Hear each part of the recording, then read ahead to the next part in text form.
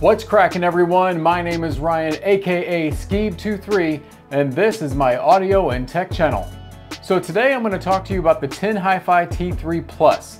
This is an IEM that typically retails at $79, but you can find on sale many times for under $70. So with that, we're going to get right into what you get inside the box. Now, first of all, you'll see it comes with a heavy vinyl type cardboard box that includes a pouch with the earphones and the accessories. You'll get a gold plated 2-pin connector cable that terminates to 3.5 mil.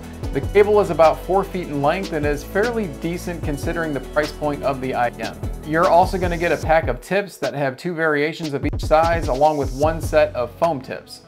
Now, the earphones are a 10 mil large dynamic driver on each unit with a 3D printed ear shell that is a smooth gloss finish showing off the TinHiFi logo.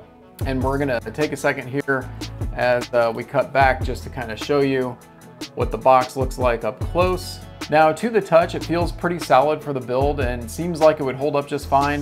The gloss makes for a possible fingerprint issue, however, wiping them away clean is very easy to do. It didn't have any smudges or anything afterwards when I did so. Now, as for comfort, this is a bit tricky for me. Since I don't typically use IEMs, this took me a bit to get used to at first. I will say I noticed them over time in my ears, and it could just be the shape of the chassis that gave me some slight discomfort. I don't have alternative tips to try, though I definitely would like to do so soon to see if that possibly will help me in longer use cases. And with that, the only other comparison I have on hand is my Galaxy Buds from Samsung. Now, those fit me well, I have no issues, so this really just comes down to the shape of my ears and seeing if other tips will help. I've got bigger ears, so that definitely could be a possibility there. Now the cable, it's just okay. It's a soft wire type cable. However, when I walk around with it, it does tangle up pretty easy, but also pretty quick to untangle out. Thankfully, no issues with kinking up at all.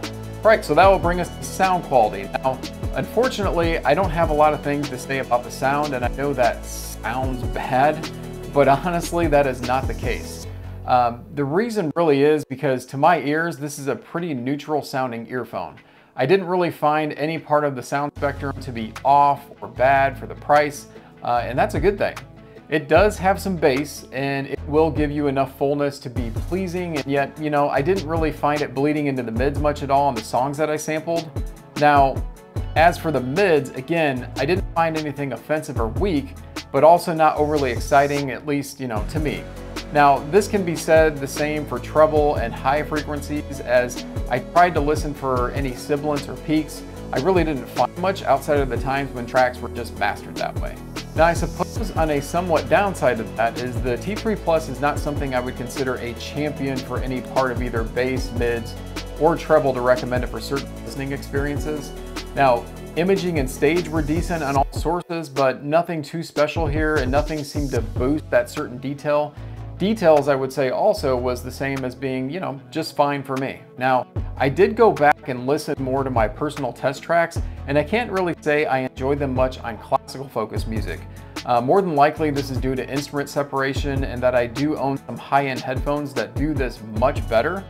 But it deserves to be questioned that if you didn't have anything higher end than this, would you enjoy the listen? Now to that, I could see how somebody would say they would for sure.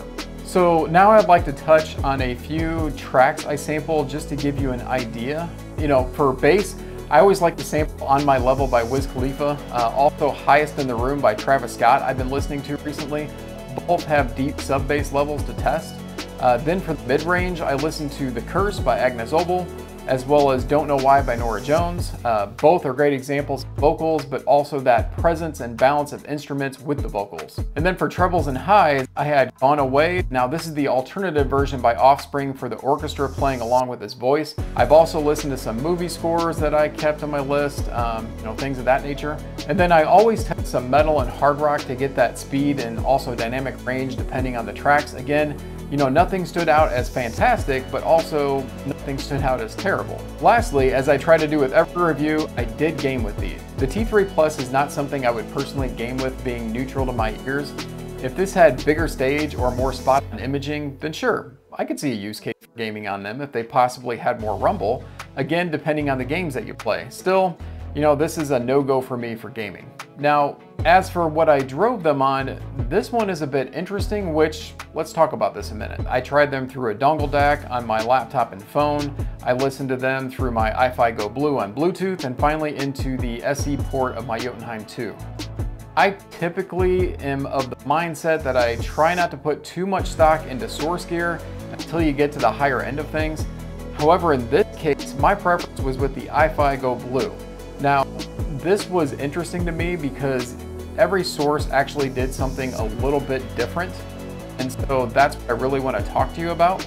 Now, the dongle DAC I used almost made them bright sounding. The straight into my laptop use case made them just kind of okay, but not a very exciting listen. Then my Jotunheim 2 was for, you know, for sure plenty of power, but also very transparent, and it didn't really add any flavor to it. Now the Go Blue, that actually added some flavor. Now for me, it added some warmth to the overall sound. You know, it wasn't boomy, not unless I use the X-Bass button, which I don't recommend doing with the, you know, with the T3Plus. But however, it gave them character enough that it was more engaging listening on the Go Blue.